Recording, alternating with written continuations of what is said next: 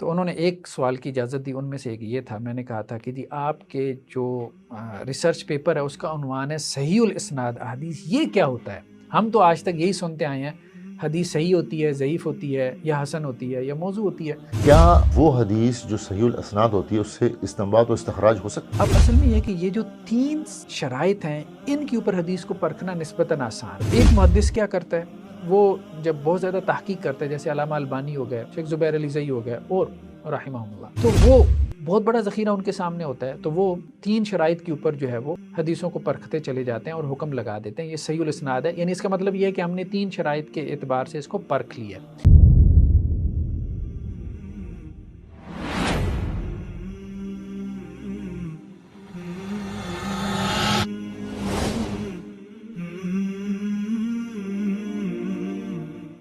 Doctor صاحب یہ بتائیے کہ مرزا صاحب نے تو یہ فرمایا ہے کہ وہ صحیح الاسناد احادیث کی روشنی پہ انہوں نے ریسرچ پیپر لکھا ہے، تو کیا صحیح الاسناد احادیث کی کوئی حیثیت نہیں ہے؟ جب آپ مجھے بتائیے کہ ہمارے ملک میں جو خاص طور پہ سلفی طبقہ ہے وہ تو بولتے ہی ہے کہ جی ہم نے سب کچھ صحیح احادیث یا حسن احادیث کے مطابق کرنا ہے، تو آپ مجھے بتائیے کہ کیا اس کی کوئی حیثیت نہیں؟ جی بسم اللہ الرحمن الرحیم۔ ڈاکٹر صاحب دیکھیں، یہ ان کے کتابچے کا عنوان ہے واقعہ کربلا کا حقیقی پس منظر 72 صحیح الاسناد احادیث کی روشنی۔ ٹھیک ہے جی۔ اچھا، ہم نے کہا تھا کہ مرزا صاحب کے سورسز کیا ہیں، جی واقعہ کربلا کے پس منظر پہ گفتگو کرتے ہیں، ٹھیک ہے، کریں، بالکل کریں۔ قرآن تو بیان کوئی نہیں کیا، سیدھی سی بات ہے، ایک دو جگہ پہ آیات کے حوالے ہیں بس، اس کے علاوہ نہیں ہے۔ اس لیے کہ انہوں نے اپنا موضوع گفتگو احادیث بنائی۔ ہاں، کیونکہ یہ ظاہری بات ہے، واقعہ کربلا قرآن میں تو نہیں آیا ہوگا نا، تو اوکے، کہاں سے قرآن بیان کرتے ہیں، جی وہ بات سمجھ میں آتی ہے۔ ٹھیک۔ لیکن دیکھیں نا، اوپر جو ہیڈر چل رہا ہے، ہیڈر کیا چل رہا ہے؟ فرقہ واریت سے بچ کے صرف قرآن اور صحیح الاسناد احادیث۔ ٹھیک ہے، ٹھیک ہے، بات یہ ہے کہ قرآن میں تو یہ ہے نہیں اور آپ نے بھی بیان نہیں کیا، وہ تو نکل گیا۔ آپ کا کہنے کا مطلب ہے کہ انہوں نے اپنی ہیڈنگ میں قرآن لکھا ہے ہاں، اور لکھا جو تاثر کچھ یہ دیا ہے کہ یہ جو میں فکر پیش کر رہا ہوں یہ ٹھیک ہے، قرآنی فکر ہے۔ وہ کچھ مسٹیکس ہو جاتی ہیں، آپ کو پتہ ہے، ہم جب ہمارے سامنے اسٹوڈنٹس آتے ہیں فل پی ایچ ڈی کے تو وہ بعض اوقات لکھ کچھ دیتے ہیں، ٹائٹل کچھ ہوتا ہے، اندر کچھ ہوتا ہے، تو اگر وہ ہو جاتی ہے۔ ٹھیک ہے، بہرحال چلیں، یہ ایک مبالغہ ہو گیا، ٹھیک ہے۔ لیکن دوسری بات انہوں نے کہی کہ قرآن اور صحیح الاسناد احادیث۔ ٹھیک ہے جی، اچھا، میں نے یہی کویسچن جا کے مرزا صاحب سے کیا تھا، ہماری ملاقات ہوئی تھی، ٹھیک ہے، ہم جہلم گئے تھے 4 ساتھی، 5 سوالات ہم نے ان کو دیے تھے، اور وہ بھی تقریباً آپ کہیں کہ جی مہینہ پہلے دیے تھے۔ تو انہوں نے ایک سوال کی اجازت دی، ان میں سے ایک یہ تھا، میں نے کہا تھا کہ جی آپ کے جو ریسرچ پیپر ہے اس کا عنوان ہے صحیح الاسناد احادیث، یہ کیا ہوتا ہے؟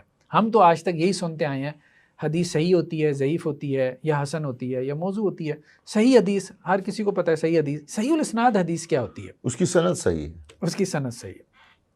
انہوں نے بھی مجھے یہی بات کہی تھی۔ اچھا، میں نے کہا کہ مجھے یہ بتائیں کہ صحیح الاسناد میں اور صحیح حدیث میں فرق کیا ہے؟ یہ اب 2 ٹرم ہو گئی نا، آپ نے صحیح حدیث کیوں نہیں لکھا، آپ نے صحیح الاسناد احادیث کیوں لکھا؟ اوکے، اس کا وہ کوئی رپلائی نہیں کر سکے، اس کی وجہ یہ تھی کہ ان کا ذہن اس بارے میں کلیئر نہیں تھا۔ دیکھیں، بات یہ ہے، اصول حدیث کی کوئی بھی ہم کتاب نکال لیں تو ہمیں یہ معلوم ہو جاتا ہے کہ محدثین نے حدیث کو پرکھنے کے 5 اصول وضع کیے، کہ اس کے جو راوی ہیں وہ عادل ہوں، مطلب کریکٹر وائز ساؤنڈ ہو ان کا کریکٹر۔ دوسرا یہ ہے کہ ضابط ہو، مطلب ان کی میموری اچھی ہو۔ تیسرا یہ ہے کہ اس کی جو سند ہے، چین آف نریشن ہے، وہ کنیکٹڈ ہو، متصل ہو، بروکن نہ ہو۔ ہاں، جب ان 3 چیزوں کا تعلق جو ہے وہ سند کے ساتھ ہے، اوکے، ٹھیک ہے، راوی کا تعلق بھی اور سند کے۔ ٹھیک ہے، ہاں، اب صحیح الاسناد کا مطلب یہ ہے کہ 3 جو شرائط ہیں ان کے اوپر حدیث پوری اتر رہی ہے، اوکے، کوالیفائی کر رہی ہے، یعنی عادل بھی ہو، ضابط بھی ہو اور بروکن نہ ہو۔ ہاں، چین مؤلف، بروکن۔ ٹھیک ہے لیکن صحیح حدیث کی 2 شرائط اور ہیں، کنڈیشن۔ جی، ایک یہ ہے کہ اس میں کوئی علت نہ ہو، کوئی ہڈن ڈیفیکٹ نہ ہو، ٹھیک ہے، وہ علت کی 85 قسمیں ہو سکتی ہیں ٹھیک جو ہے، محدثین نے بیان کی ہیں۔ اور دوسرا یہ کہ وہ شاذ نہ ہو، یعنی کوئی ثقہ راوی، اتھینٹک راوی، اپنے سے زیادہ اتھینٹک راوی کی جو مخالفت نہ کر رہا ہو، اس کی روایت اسے کنٹراڈکٹ نہ کر رہی۔ تو اب اصل میں یہ ہے کہ یہ جو 3 شرائط ہیں ان کے اوپر حدیث کو پرکھنا نسبتاً آسان ہے۔ تو ایک ٹھیک ہے، محدث کیا کرتا ہے، وہ جب بہت زیادہ تحقیق کرتا ہے، جیسے علامہ البانی ہو گئے، شیخ زبیر علی زئی ہو گئے اور رحمہم اللہ، تو وہ بہت بڑا ذخیرہ ان کے سامنے ہوتا ہے، تو وہ 3 شرائط کے اوپر جو ہے وہ حدیثوں کو پرکھتے چلے جاتے ہیں اور حکم لگا دیتے ہیں یہ صحیح الاسناد ہے. یعنی اس کا مطلب یہ ہے کہ ہم نے 3 شرائط کے اعتبار سے اس کو پرکھ لیا، باقی 2 شرائط آنے والے دیکھ لیں.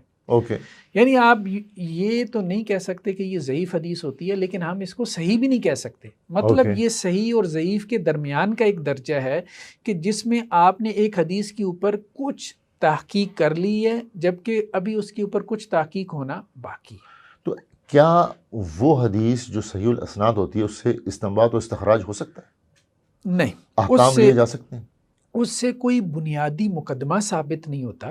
بنیادی مقدمہ سے یہ ہے کہ آپ کا کلیم، آپ کا دعویٰ. یعنی آپ مجھے یہ بتائیے کہ کیا عقیدے میں اور فقہ میں کیا ہم صحیح الاسناد احادیث کو بنیاد بنا کے کسی چیز کو حرام اور حلال کہہ سکتے ہیں؟ نہیں کر سکتے. ہاں، ہم اس سے سپورٹنگ میٹیریل کا کام لے سکتے ہیں. سپورٹنگ میٹیریل کا مطلب ہوتا ہے جیسے اصول حدیث میں ہم کہتے ہیں کہ جی یہ تابع یا شاہد کے طور پہ کام آ جائے گی. مطلب میرا بنیادی مقدمہ کسی صحیح حدیث سے ثابت ہے، چلے مزید سپورٹ کے لیے آپ صحیح الاسناد حدیث کو بھی بیان کر دیں. اچھا، یہ جو فرق ہے نا، آپ یہ کہیں گے کہ جی یہ آپ ہمیں کتابوں سے دکھائیں، ہم تو علمی کتابی ہیں. یہ تو آپ نے بات کی ہے نا کہ صحیح الاسناد میں صحیح حدیث میں فرق ہوتا ہے. تو یہ ہمارے سامنے معرفت و انواع علوم الحدیث، یہ امام ابن صلاح کی کتاب ہے. ٹھیک ہے، مقدمہ ابن صلاح اس کو کہتے ہیں. یہ اصول حدیث کی بہت معروف کتاب ہے، بلکہ مدارس کے اندر بنیادی ترین کتاب یہی ہوتی ہے اصول حدیث کی. تو وہ یہ کہتے ہیں کہ محدثین کا یہ جو قول ہے، ھذا حدیث صحیح الاسناد یا حسن الاسناد، اور محدثین کا بھی یہ بات کہتے ہیں کہ یہ حدیث صحیح الاسناد ہے یا حسن الاسناد ہے، اور وہ یہ بات نہیں کہتے ھذا حدیث صحیح یا حدیث حسن. تو دونوں میں کیا فرق ہے؟ لأنه قد يقال هذا حدیث صحیح الاسناد، کیونکہ بعض اوقات یہ ہوتا ہے کہ صحیح الاسناد کہا جاتا ہے حدیث کو، ولا یصح، لیکن وہ صحیح نہیں ہوتی. کیوں؟ لکونہ شاذا او معللا، کیونکہ وہ حدیث شاذ ہوتی ہے یا اس میں کوئی علت ہوتی ہے. کوئی صحیح الاسناد حدیث ضعیف ہو سکتی ہے اگر شاذ ہو.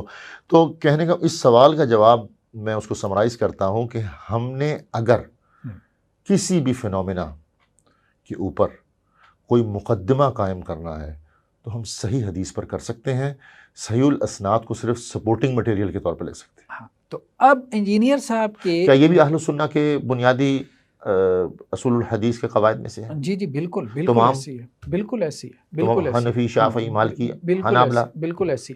یا تو آپ کہیں نا کہ کسی مسئلے میں آپ کے پاس صحیح حدیث ہو ہی نا. اچھا، اب آپ دیکھیں نا، اگر آپ کے پاس کسی مسئلے میں صحیح حدیث ہے جی، دوسری طرف صحیح الاسناد ہے، تو کون جائے گا صحیح الاسناد کی طرف؟ تو اپنے کسی بھی فینومینا کی بنیاد نہیں رکھ سکتے اس کے اوپر. بنیادی مقدمہ جو ہے وہ آپ اس سے ثابت نہیں کر سکتے کسی ایسی حدیث سے. ہاں، آپ اس کو شاہد اور توابع کے طور پہ استعمال کریں. تو بیسیکلی دیکھیں، ان کے ریسرچ پیپر میں 2 مسئلے ہیں. ایک مسئلہ تو ہم نے یہ کہا، یہ عرض کی کہ انجینئر صاحب کے جو سورسز ہیں وہ اس کو اگر آپ ایویلیویٹ کریں تو دیکھیں 2 ہی سورسز ہیں، قرآن مجید ہے یا صحیح حدیث ہے. نہ تو آپ نے قرآن مجید بیان کیا، نہ آپ نے صحیح حدیث بیان کی. انہوں نے ڈاکٹر صاحب لکھا ہی صحیح الاسناد ہے، اور آپ یہ فرما رہے ہیں کہ مقدمہ قائم نہیں کیا جا سکتا صحیح الاسناد کے اوپر. برائے مہربانی مجھے یہ بتائیے کہ کتابی بات کرتے ہیں کہ سلف الصالحین میں یا علماء متاخرین نے کس نے یہ دعویٰ کیا ہے، کس نے یہ بات کہی ہے کہ ہم مقدمہ قائم نہیں کر سکتے صحیح الاسناد کے اوپر؟ دیکھیں، آپ جو بھی اصول حدیث کی کتاب جو ہے وہ اٹھا کے دیکھیں گے، جو بھی آپ اٹھا کے دیکھیں گے پوری دنیا میں، ہاں، وہاں یہی لکھا ہوگا کہ صحیح حدیث. صحیح حدیث یہ درمیان میں اصطلاح کہیں کہیں آپ کو ملے گی، جیسے امام ابن کثیر کے ہاں، امام ابن صلاح کے ہاں، کہ وہ کہہ دیتے ہیں کہ جی بعض اوقات محدثین یہ اصطلاح بھی استعمال کر لیتے ہیں صحیح الاسناد احادیث. ٹھیک ہے. اب آپ دیکھیں مرزا صاحب کا جو کتابچہ ہے 32 صفحات کا، 6 چیپٹرز ہیں. اس چیپٹر کا جو خلاصہ، اچھا یہ کتابچہ مرزا صاحب کی فکر کا خلاصہ ہے. اس کتابچے کا خلاصہ اس کا پہلا چیپٹر ہے، اور پہلے چیپٹر کا خلاصہ 2 حدیثیں ہیں، حدیث حذیفہ اور حدیث سفینہ، جو خلافت کے حوالے سے ہیں. اچھا، اس پہ ہم آگے چل کے گفتگو کریں گے. اچھا، میرے ذہن میں ایک بات آ رہی ہے، جو آپ نے اپنا مقدمہ قائم کیا ہے کہ جی اس میں قرآن تو ہے ہی نہیں، قرآن نہیں ہے تو قرآن کا لفظ کیوں لکھا ہے؟ پھر آپ کہتے ہیں جی مقدمہ قائم ہی نہیں ہو سکتا صحیح الاسناد حدیث کے اوپر. تو پھر میرے ذہن میں سوال آتا ہے کیا آپ کا کہیں آپ یہ دعویٰ تو نہیں کرنے لگے کہ مرزا صاحب اپنی فکر ثابت کرنے میں ناکام رہے ہیں؟ بالکل ایسے ہی ہے، بالکل ایسے یہ آپ کا دعویٰ ہے؟ جی بالکل ایسے ہی. پلیز اس کو ایکسپلین کریں کیونکہ دس از سم تھنگ ویری اسٹرینج. ہاں دیکھیں یہی بات ہم عرض کر رہے تھے کہ مرزا صاحب کی فکر کا خلاصہ یہ کتابچہ ہے. اس کتابچے کا خلاصہ پہلا چیپٹر ہے. پہلے چیپٹر کا جو خلاصہ ہے وہ 2 حدیثیں ہیں، حدیث حذیفہ اور حدیث سفینہ. ان 2 حدیثوں کو اگر مرزا صاحب نہ بیان کرتے تو آپ یوں سمجھتے کہ اس کتابچے کی کوئی بنیاد ہی نہیں ہے. اچھا ٹھیک ہے. اچھا ڈاکٹر صاحب آپ بہت بڑے بڑے دعوے کر رہے ہیں. ہاں نہیں بالکل ایسی ہے، بالکل ایسی ہے. یہ ہم اس پہ گفتگو، یہ اب کتابچے کا پیج نمبر 2 ہے مرزا صاحب کے. اس میں انہوں نے حدیث سفینہ بیان کی، حدیث حذیفہ بیان کی، یعنی جو ان کے کتابچے کی بنیاد ہے. ٹھیک ہے کہ خلافت 30 سال تک ہوگی. اسی سے تو وہ ثابت کرتے ہیں کہ حضرت امیر معاویہ رضی اللہ عنہ جو ہے وہ بادشاہ تھے. ٹھیک ہے. یا خلافت راشدہ کے بعد جو ہے وہ کاٹ کھانے والی ملوکیت آ جائے گی. ٹھیک ہے. تو اب ان روایتوں کے بارے میں کیا کہتے ہیں آگے حوالے دیتے ہوئے. ڈاکٹر صاحب معذرت کے ساتھ ان حدیث پہ ہم بعد میں ذکر کرتے ہیں. جو آپ کہہ رہے ہیں نا کہ وہ اپنی فکر ثابت کرنے میں ناکام رہے ہیں، تو مجھے یہ بتائیے، دیکھیں ماشاءاللہ اب آپ جو ہے ریسرچ سے آپ کا تعلق ہے، تو کیا ان کی میتھڈولوجی میں کوئی ایشو؟ ہاں دونوں ہیں. میں نے کہا ایک تو سورسز میں ایشو ہے، ٹھیک ہے، اور ایک میتھڈالوجی میں بھی ہے. وہ کیا؟ سورسز میں یہ ایشو ہے کہ یہاں دیکھیں ہر حدیث کے سامنے لکھا ہوا اسناد صحیحٌ، اسناد صحیحٌ، اسناد صحیحٌ، اسناد، یہاں ہر حدیث کے سامنے. یعنی اچھا تحقیق بھی اپنی نقل نہیں کر رہے، کہہ رہے ہیں علامہ البانی نے کہا، شیخ زبیر علی زئی نے کہا، شیخ ارناؤت نے کہا، کیا کہا؟ اسناد صحیحٌ. اچھا آگے پھر لکھ رہے ہیں اگلی حدیث، شیخ البانی نے کہا، شیخ زبیر علی زئی نے کہا، اسناد صحیحٌ. آگے پھر لکھ رہے ہیں شیخ غلام مصطفیٰ ظہیر امن پوری نے کہا، اسناد صحیحٌ. آگے پھر جو ہے وہ کہہ رہے ہیں علامہ البانی نے کہا، شیخ زبیر علی زئی نے کہا، شیخ شعیب ارناؤت نے کہا، کیا؟ اسناد صحیحٌ. مطلب یہ ہے کہ آپ نے اپنی ہر حدیث جس سے آپ کا بنیادی مقدمہ ثابت ہو رہا ہے اس کے آگے آپ نے کیا لکھا ہوا ہے؟ اسناد صحیحٌ. تو گویا آپ کا جو سورس ہے وہ کمزور ہے. تو میتھڈولوجی کس طرح ویک ہوئی؟ ہاں میتھڈالوجی اس طرح سے ویک ہے کہ اب آپ دیکھیں کہ ویک ہے کہ غلط ہے. میتھڈالوجی آپ کہہ لیں کہ جو ہمارے ہاں ایک ٹرینڈ ہے، دیکھیں نا ٹرینڈ کی بہت اہمیت ہوتی ہے. جی اب یونیورسٹیز میں ریسرچ ہو رہی ہے، اسلامک اسٹڈیز کی بھی ڈپارٹمنٹ ہیں، سوشل سائنسز کی ہے، ماشاءاللہ آپ نے بھی پی ایچ ڈی کی ہے باہر سے، تو ہم نے بھی پی ایچ ڈی کی ہے ماشاءاللہ. ہیومینٹیز میں ہو رہی ہے، سوشل سائنسز میں ہو رہی ہے. ریسرچ میتھڈالوجی بطور کورس ورک کے پڑھایا جاتا ہے ایم فل میں، جی پی ایچ ڈی کے اندر، اور اس پہ باقاعدہ جو ہے عالمی سطح پہ اس کے آپ کہہ لیں کہ جو سٹائلز ہیں وہ معروف ہیں. ٹھیک ہے. Chicago manual of the style ہے یا اے پی اے کا سٹائل ہے، سوشل سائنس ہیومینٹیز میں چلتے ہیں، سیٹ پیٹرنس ہے. ٹھیک ہے، اس کو فالو نہیں کیا گیا.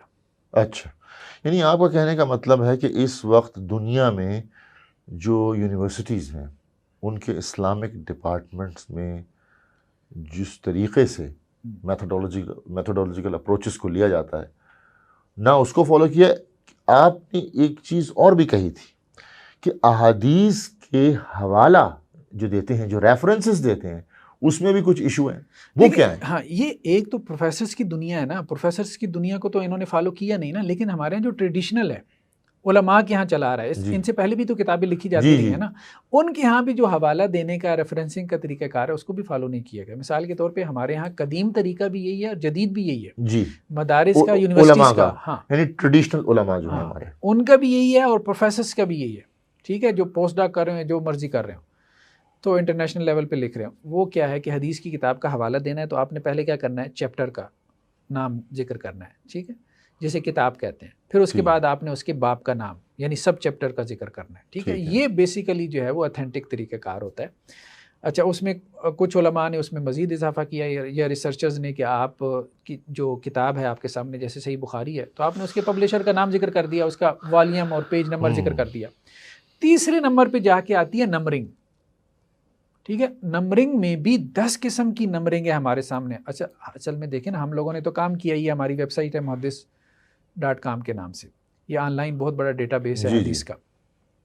اب اس میں ہم نے ایک حدیث کے بارے میں 10 قسم کی نمبرنگ دی ہوئی ہے، یعنی دنیا میں اس وقت 10 قسم کی نمبرنگ چل رہی ہے. اوکے، تو اب انٹرنیشنل نمبرنگ، اب یہ تو یہ تاثر دیتے ہیں نا جی انٹرنیشنل نمبرنگ سے، جیسے انٹرنیشنلی یہ ریکگنائزڈ ہے. اچھا وہ اس کا نام ہے صرف، یہ ایسی ہے جیسے پنڈ تھا میں جو ہے کسی کوئی اکیڈمی والے اس کا نام آکسفورڈ اکیڈمی آف سائنسز رکھ لیں، تو اس کا مطلب یہ تو نہیں کہ وہ آکسفورڈ کے لیول کی کوئی اکیڈمی. تو ایک نمبرنگ کا نام ہے انٹرنیشنل نمبرنگ، اس کا مطلب یہ نہیں کہ وہ انٹرنیشنلی ریکگنائزڈ ہے. انٹرنیشنلی حدیث کی سب سے زیادہ جو نمبرنگ چلتی ہے وہ فواد عبد الباقی کی نمبرنگ ہے.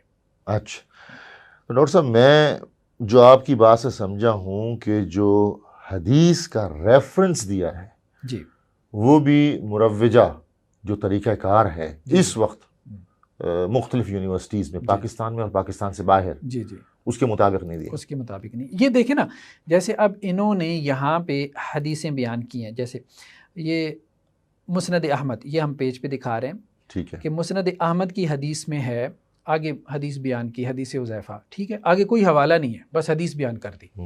آگے پھر کہا مسند احمد کی ایک اور حدیث میں ہے، آگے حدیث بیان کر دی، کوئی حوالہ نہیں ہے. آگے کہا سنن نسائی کی حدیث میں ہے، کوئی حوالہ نہیں. پھر کہا سنن ابی داؤد کی حدیث میں ہے، کوئی حوالہ نہیں. پھر آگے کہا جامع ترمذی کی حدیث میں ہے، کوئی حوالہ نہیں. پھر کہا مسند ابی داؤد 43 کی حدیث میں ہے، کوئی حوالہ نہیں. پھر کہا مصنف ابن ابی شیبہ کی حدیث میں ہے. پھر جا کے اکٹھے حوالے مار دیے 8-10. ڈاکٹر صاحب آپ نے تو بہت گہرائی میں جا کے چیزیں دیکھی. تو اب بات یہ ہے کہ آپ کم از کم اتنا تو کریں، ہر حدیث کے ساتھ اس کا حوالہ لکھ دیں. آپ مرزا صاحب کو کچھ بینیفٹ آف ڈاؤٹ دیں، وہ اکیڈیمیا کے آدمی تو نہیں ہے. ہاں یہ بات ٹھیک ہے، وہ ریسرچر نہیں ہے اس طرح کے، پیور ریسرچر جسے کہتے ہیں، اس کا بینیفٹ دیا جا سکتا ہے. لیکن اس کا نقصان ہوا ہے. وہ نقصان یہ ہوا ہے کہ مرزا صاحب نے 10 حدیثیں بیان کی، آگے بریکٹس میں 10 کے حوالے ڈال دیے. اچھا اس کا نقصان یہ ہوا کہ آگے انہوں نے بریکٹ میں لکھا کہ صحیح بخاری، یعنی ان 10 میں سے کوئی ایک صحیح بخاری میں تھی جی. تو لوگوں نے یہ سمجھا کہ شاید یہ 10 کی 10 صحیح بخاری میں ہیں، یعنی 10 حدیثیں بیان کر کے آگے 10 کے حوالے اکٹھے نقل کر دیے. جی ٹھیک ہے. تو اب سمجھنے والے کو تو سمجھ ہی نہیں آئے گی کہ کون سی حدیث. اچھا مجھ سے لوگ پوچھتے ہیں، پھر مجھے کہتے بھی ہیں یہ تو صحیح بخاری کی روایت ہے، اور میں کہتا ہوں نہیں بھائی یہ صحیح بخاری میں نہیں ہے روایت. تو لوگوں کو غلط فہمیاں لاحق ہوئی ہیں، بلکہ یہ بھی کہا جا سکتا ہے، ہو سکتا ہے غلط فہمی دینے کی کوشش کی گئی ہو. ڈاکٹر صاحب میں تو یہی کہوں گا کہ دیکھیں، جو لوگ تو پی ایچ ڈی ڈاکٹرز ہوتے ہیں، جو ایم فل کر رہے ہوتے ہیں، ان کو یہ ایکڈیمک حوالے اور یہ ریفرنسز کا علم ہوتا ہے، کیونکہ یہ بڑی ایک امپورٹنٹ چیز ہے. تو میرا خیال ان کو بینیفٹ آف ڈاؤٹ دیجیے، وہ ایک اکیڈیمیا کی دنیا کے تو آدمی نہیں ہے. لیکن ہم صرف اتنی بات کہہ رہے ہیں کہ اگر اس سے غلط فہمیاں پھیل رہی ہیں اس قسم کی ریفرنسز سے، اگر یہ ہو رہا ہے کہ آپ نے 10 حدیثیں بیان کر کے آگے 10 کے اکٹھے ریفرنس دے دیے، اور کوئی بندہ ان 10 میں سے ایک روایت سنن ترمذی کی ہے، 10 کے ریفرنس دے دیے، کیا مطلب؟ 10 کے اکٹھے ریفرنس دے دیے نا، جیسے ہم نے اسکرین پہ دکھایا نا جی، کہ انہوں نے کہا یہ مثال کے طور پہ کہ مسند احمد کی حدیث میں آگے کوئی ریفرنس نہیں ہے، پھر آگے حدیث بیان کی مسند احمد کی حدیث میں کوئی ریفرنس نہیں، پھر کہا سنن نسائی کی حدیث میں کوئی ریفرنس نہیں، پھر آگے کہا سنن ابی داؤد کی حدیث کوئی ریفرنس، آگے جا کے سب کے اکٹھے 8 حدیثیں بیان کی، ہر حدیث کے آگے ریفرنس نہیں دیا، 8 کے آگے اکٹھے ریفرنس دے دیے، اور پھر 8 کی تحقیق. اب کوئی پتہ نہیں چل رہا کہ یہ کس حدیث کے بارے میں ان میں سے کہہ رہے ہیں کہ اس کو فلاں نے صحیح کہا ہے. اچھا دیکھیں، آپ کی تنقید کی وجہ یہ ہے کہ آپ کا تعلق اکیڈیمیا سے ہے، اور جو طریقہ کار ہوتا ہے ایک تھیسس لکھنے کا یا پیپر لکھنے کا، اس کے اندر جو اصول ہیں، ریسرچ پرابلم ڈیفائن کریں، پھر ریسرچ آبجیکٹیوز ہوں، کویسچنز ہوں، اور حوالہ جات اس پرٹیکولر پیٹرن سے دیں، تو وہ جو ہے موجود نہیں ہے. میرا خیال ہے کہ ان کو تھوڑا بینیفٹ آف ڈاؤٹ اس معاملے میں دیجیے. بینیفٹ آف ڈاؤٹ ہم دے دیتے ہیں، لیکن اس کو ریسرچ پیپر کلیم نہ کریں. اصل بات یہ نا، آپ اس کو کہہ دیں کہ جی ہمارا ایک کتابچہ ہے. اب دیکھیں نا، ہمارے ہاں جب ہم ریسرچ پیپر کلیم کرتے ہیں تو اب تو صرف ہم تھیسس کی بات نہیں کر رہے. اچھے ریسرچ جرنلز میں آپ کے علم میں بھی ہے، اگر آپ اپنا پیپر بھیجتے ہیں تو اس کا پیئر ریویو ہوتا ہے. جی جی ٹھیک ہے، اس کی رپورٹیں آتی ہیں، پھر جا کے آپ کا پبلش ہوتا ہے. اسی طرح اگر تھیسس ہو تو آپ کا سپروائزر ہوتا ہے 5 سال تک، وہ آپ کی جان ہی نہیں چھوڑتا. پھر اس کے بعد جو ہے وہ آپ کا باہر جاتا ہے، فارن ایویلویشن ہوتی ہے آپ کی، پھر آپ کا پبلک ڈیفینس ہوتا ہے، پھر جا کے آپ کلیم کر سکتے ہیں بھائی یہ ریسرچ پیپر ہے. کریٹیکل ایویلویشن آپ کر رہے ہیں. اچھا پھر مجھے یہ بتائیے، میں آپ کی بات سمجھ گیا کہ یونیورسٹیز میں، پاکستانی یونیورسٹیز میں اسلامک سٹڈیز جو ہے اس سے متعلق ریسرچ کا طریقہ کار کیا ہے؟ دیکھیں وہ تو انٹرنیشنلی جو ریکگنائزڈ ہے، ٹھیک ہے، وہ ہمارے علم میں ہے کہ ایک بچے نے ایک ٹاپک منتخب کیا، اس کے اوپر جو ہے وہ باقاعدہ کمیٹی بیٹھتی ہے، آپ کو پتہ ہے کہ کس طرح سے اس کا جو ٹاپک ہے ریفائن کیا جاتا ہے، اس پہ کتنی نقد و گیپ جرا ہوتی ہے. آئیڈینٹیفائی کرتے ہیں. ہاں بالکل بالکل دوسری سائنسز کی طرح. ہاں بالکل ایسے ہی ہے. اچھا ایسے ہی ہے. ٹھیک ہے، باقی یہ ہے کہ ہر جگہ پہ جیسے معاملہ ہے کمزور چیزیں بھی سامنے آ جاتی ہیں، ٹھیک ہے. وہ تو چلتا رہتا ہے. اچھا ایک اور اہم چیز میں جو آپ کو بتانا چاہوں گا اس ریسرچ پیپر کے حوالے سے، کہ مرزا صاحب نے کہا ہے کہ میں نے اس کو عربی میں بھی ٹرانسلیٹ کیا. جی وہ 4 زبانوں میں لکھا ہے. جی اب آپ دیکھیں، آپ نے اس پر بھی اعتراض کر دیا. یہ دیکھیں مرزا صاحب کی ایک ویڈیو کلپ چھوٹا سا ہے، یہ کوئی 9-10 سیکنڈ کا ہے جی، تو یہ ذرا ہم ان کی زبانی پہلے سن لیتے ہیں. اور وہ الحمدللہ عربی میں بھی آ چکا ہے. پہلے میں نے عربی میں لکھا ہے، جن کو ہے عربی ہم عربی کتابوں سے پڑھتے ہیں، پائی عربی لکھا ہے پہلے. ٹھیک ہے جی. اب یہ کہہ رہے ہیں کہ جی ہمیں یہ کہا جاتا ہے کہ عربی عربی عربی، ٹھیک ہے، تو ہم نے یہ کتابچہ پہلے عربی میں لکھا ہے، اچھا بعد میں ہم نے اردو میں لکھا ہے. اوکے. تو یہ کتابچہ مجھے بڑا ہوا کہ جی مرزا صاحب کی عربی اتنی اچھی ہے، تو میں نے ان کی ویب سائٹ سے اہل سنت پاک .com سے میں نے ڈاؤن لوڈ کیا. جب یہ عربی کا کتابچہ میں نے ڈاؤن لوڈ کیا تو میں تو حیران رہ گیا کہ یہ اوپر لکھا ہوا ہے research paper number 5B Arabic, یہی لکھا ہوا ہے. ٹھیک ہے. اور نیچے اعوذ باللہ من الشیطان الرجیم بسم اللہ الرحمن الرحیم. چلیں یہ تو عربی ہے، لیکن اس کے نیچے لکھا ہوا فرقہ واریت کی لعنت اور مسلک پرستی کی نحوست سے بچ کر قرآن حکیم، صحیح الاسناد احادیث اور اجماع امت کو حجت اور دلیل بناتا ہوا تاریخ کی جھوٹی بے سند، ساری اردو لکھی ہے. اچھا نیچے جو ٹائٹل ہے کتابچے کا، واقعہ کربلا کا حقیقی پس منظر 72 صحیح الاسناد احادیث کی، یہ بھی اردو ہے. نیچے ایک اور ہیڈنگ ہے، کل 200 احادیث اہل سنت کی مسند کتابوں سے ہیں. اچھا نیچے قرآن کی آیت لکھی ہوئی ہے. اب مطلب یہ کون سی عربی ہے مجھے بتائیں ڈاکٹر صاحب، کہ قرآن کی آیت تو کوئی بھی بندہ کہیں سے اٹھا سکتا ہے. جی اور اسی طرح حدیث کی کتابوں کے ترجمے ہوئی ہیں، لیکن حدیث کی کتابوں سب کے ایکسیس میں ہیں، مطلب آپ کاپی پیسٹ کر سکتے ہیں نا، عربی میں ہے نا حدیث کی کتابیں. تو آپ نے کیا کیا کہ وہ جو حدیثیں تھیں عربی میں، آپ نے وہ سب کیا کی، کاپی پیسٹ کر دی اپنے کتابچے میں. اچھا تو آپ نے کہا جی میں نے عربی میں لکھا ہے، باقی جہاں تک وہ کتابچے کا جو ہیڈنگ تھی وہ تک آپ عربی میں نہیں ٹرانسلیٹ کر سکے، کیونکہ وہ ہیڈنگ ہی آپ کی اپنی تھی، یا اس کا ہیڈر جو ہے. تو آپ یہ کہتے ہیں کہ عربی کتابچے کا مطلب یہ ہے وہ A to Z مکمل عربی میں ہو. ڈاکٹر صاحب اس کا مطلب تو یہی ہوگا. یہ بات آپ کی صحیح، آپ کسی عرب کو آپ دیں گے یہ. میں بھی اکیڈیمیا کا مطلب ہوں، مطلب میرا تعلق ہے اکیڈیمیا سے.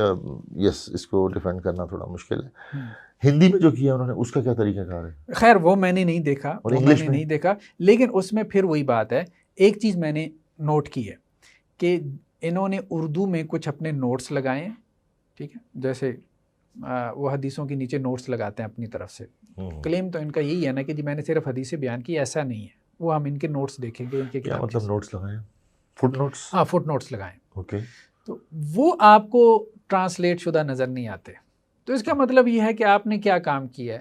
اب آپ نے انگریزی میں بھی اگر کتابچہ جو ہے وہ آپ کلیم کر رہے ہیں تو انگریزی میں ٹرانسلیشنز موجود ہیں، بہت اچھی اچھی ٹرانسلیشن موجود ہیں، آپ کاپی پیسٹ کریں اچھا احادیث کو.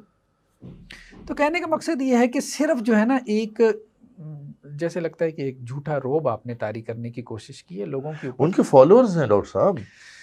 فالوورز تو اب آپ کہیں کہ جی 1.6 ملین ہے، آپ تو یہی کہیں گے، لیکن بات یہ ہے کہ 2 ملین فالوورز تو مفتی طارق مسعود صاحب کے بھی جو ہے وہ پہنچنے کو ہیں. کہنے کا مقصد یہ ہے اگر ہم نے فالوورز ہی دیکھنے ہیں تو فالوورز تو اور بہت لوگوں کے بھی ہیں. علامہ ناصر مدنی صاحب کے بھی بڑے فالوورز ہیں.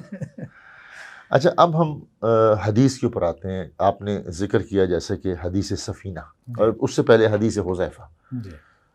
تو اس کی سند پر آپ کیا بحث کرنا چاہتے ہیں؟ میرا خیال ہے پہلے حدیث حذیفہ بیان کر کے پھر بتائیے اس کی سند. آپ نے اس کی سند کے اوپر بھی اعتراض کیا کیا؟ جی انشاءاللہ ہم اس کو نیکسٹ ایپیسوڈ میں گفتگو کرتے ہیں. اوکے، حدیث سفینہ بھی ہم نیکسٹ ایپیسوڈ میں کریں گے. جی انشاءاللہ. ٹھیک ہے.